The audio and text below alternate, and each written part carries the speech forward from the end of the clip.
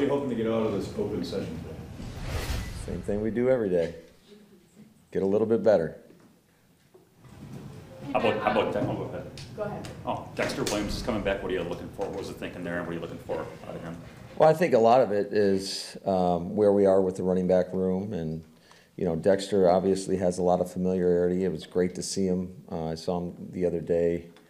Was it Monday prior? He worked out yesterday, and he's a guy that I probably was really hard on throughout his time here in terms of just trying to get everything out of him. And I got to say that it's always cool to see a guy not only take the coaching, but you just see him evolve and mature as a player, as a person. And I think he was one of our hardest workers on our team. Just you can always count on Dex giving maximum effort, and so it was great to see him back here, and I'm excited for him. Matt, I'm talking to Christian Watson just about mentally how he's been processing dealing with that knee injury. How have you seen him handle, as a rookie especially, not being able to do what he knows he's got the talent to do as he works back from that knee injury? Yeah, that's a challenge each and every day, going out there and not getting the physical reps and trying to stay engaged mentally. But I think he's done a really good job of, kind of staying on Vrabel's hip, just asking questions all the time. And so hopefully, once we get him out there, it'll be a quicker transition for him. Although I do think there's something to just going through the motions and getting those physical reps, whether it's if it's in walkthroughs. It's so valuable. I was talking to a 4-year veteran after Monday's practice, and he was so in the moment, and I was asking questions about, so Friday night, the 49ers, and he was like,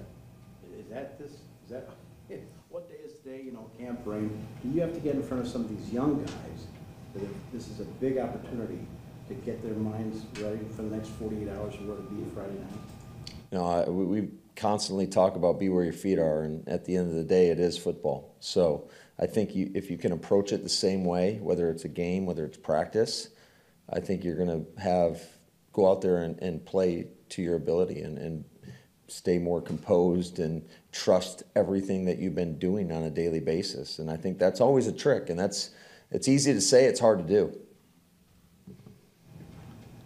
Aaron yesterday was saying when it comes to the O-line, you guys are looking for someone to step up and kind of take it over with David and Elton not being out there right now. Do you feel like there's someone in there right now in that room that can do that without those two? Well, I think whenever you look at the offensive line, it's the collective. It doesn't matter if 4 guys are, doing the right technique or doing the right assignment. All it takes is one guy. And that really goes for the whole offense or defense or defense, whatever it may be. You need all 11, and you guys have heard me say it a million times. So, but yeah, as far as a leadership role, absolutely. I think that it's easy to point to Dave and Elton, who've been so instrumental in our success here and are great players. And we've got a lot of young guys. Although we do feel good about the group, there's still a lot of growth in front of them. Naturally, I think, the center position is one that typically you're the guy making the calls all the time. So Josh Myers is a guy that I know is fully capable of kind of taking the reins in that regard. And but yet he's still a young player and a guy that didn't even play in I don't even know how many games he played in last year, like half the games or whatever it was. So there's still a lot for him to learn along the way, but I do like the progress we've made. I think yesterday was one of their better days. Specifically in the run game, we still have some work to do in some of our pass protection. But again, it's that old double-edged sword. They're going up against a pretty good front, and our front's been showing up. Will you give? Rogers said that it's not a lack of effort with these receivers; it's mental errors that they're making. And he said he had lunch with Romeo Dobbs on Monday and kind of went through some of those errors.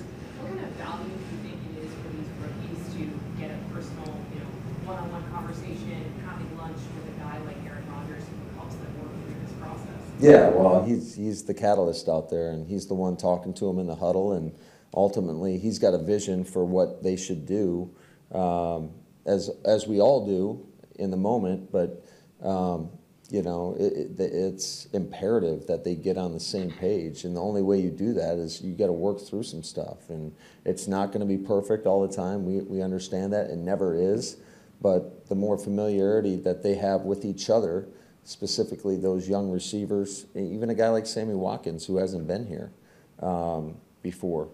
So it's time on task. We need those guys to get as many reps as possible, and that's why it's not only just what we do in practice, in team. It's, you know, what are we doing in one-on-one period? What are we doing in routes versus air? And he does such a great job of always testing those guys. And it may be just giving them a little hand signal here or there. Maybe we wouldn't even use it in that particular situation, but he's just making sure that everybody's staying up with him. You're putting more play time together, you know, for snaps and reps for Friday night. Are you just plugging individual guys into spots, or are you still looking at maybe tandems of safeties, how they play together, this combination of offensive linemen, all that goes into it? All of the above. There's a lot of conversations that go in terms of who's playing where, why we're thinking what we're thinking. And so, yeah, that's what we spent the last 2 days on, kind of like finalizing a lot of the playtime charts. And I went over it kind of with Goody, make sure that our personnel department's seeing what they need to see as well, and just making sure everybody's on the same page. Along those lines, will you give your starters on offense some run Friday night to get a good look at a Jordan? Maybe. Maybe. How do you make that determination on who needs to play and who's good? Yeah, it's those are always conversations, like I just mentioned, that we have. The offensive line is going to play, all right? So those 5 guys that you've seen line up, for the most part with the first group, they're going to play. And, you know, it'll be, I would say, veteran select that will not play. Are you a little short at the center, or Schneider? Not necessarily, because I think, you know, Butkus and Ryan Mahaffey do a great job of trying to cross-train these guys a little bit and throw different guys in there. So we feel like we've got enough guys that can take the load. Do you know if Steno's going to be upstairs, or is he going to be on the sideline? He's going to be on the sideline. And we could play with that combination throughout the course of the preseason. That's what I love about preseason. Just it's not only for our players to go out there and showcase their abilities, it's for us to work through our process and get the kinks out before week 1. Are